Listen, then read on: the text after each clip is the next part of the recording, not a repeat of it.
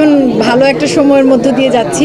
অনেক মেয়ে চেষ্টা করে ওই জীবন থেকে বেরিয়ে আসতে, একজন মানুষকে বিশ্বাস করে আবার তার হাত ধরে নতুন করে জীবন সাজাতে চায়। যে মানুষগুলো পৃথিবীতেও কিছু পেল না, যাবার সময় শেষ সম্মানটুকুও তাদেরকে আমরা দিতে পারি না। আদতে কিন্তু জীবনের সময়কালটা 70 থেকে 80। সকল প্রাণ সম্মান পাক, ভালোবাসা পাক।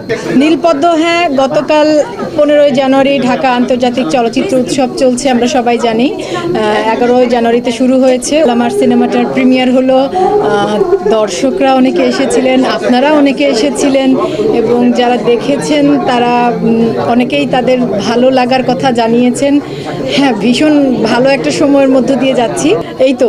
আর এরপর পরিচালক চিন্তা করেছেন যে সিনেমাটি আরও কিছু চলচ্চিত্র উৎসবে অংশগ্রহণ করবে দেশের বাইরে, তারপর দেশের প্রেক্ষাগৃহে মুক্তি দেওয়ার চিন্তা করেছেন তিনি। আসলে এত জীবন ওখানে, এত মানুষের আবাস, এত মানুষের জীবনের গল্প একটু একটু করে বলা মুশকিল।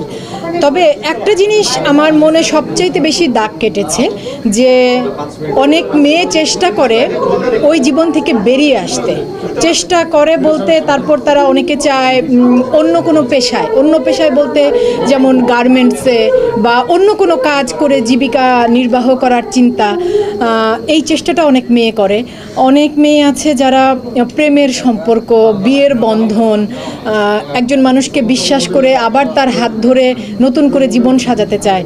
কিন্তু শেষ পর্যন্ত বেশিরভাগের ক্ষেত্রেই আমি এই তথ্যগুলো এই জন্য দিতে পারছি যে আমার পরিচালক কাজ করার আগে তিনি ওদের জীবন নিয়ে অনেকটা গবেষণা করেছেন, সেখান থেকে তিনি এই তথ্যগুলো পেয়েছেন এবং তিনি আমাকে জানিয়েছেন।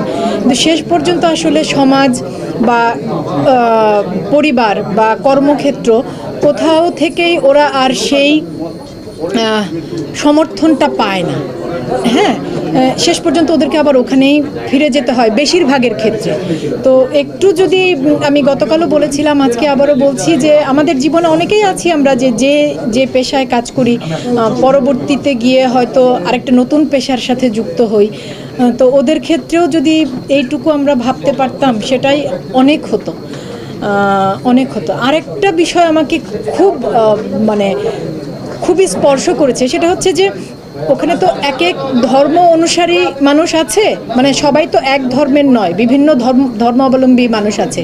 কিন্তু কোনো ধর্ম অনুসারেই ওদের সৎকার, যেটাকে আমরা বলি, বা শেষ বিদায়, মৃত্যুর পরে শেষ বিদায়, সেটা না আমাদের যে ধর্মই আমরা পালন করি না কেন, সেই ধর্ম অনুযায়ী খুব বেশি ঠিক মতো হয় না।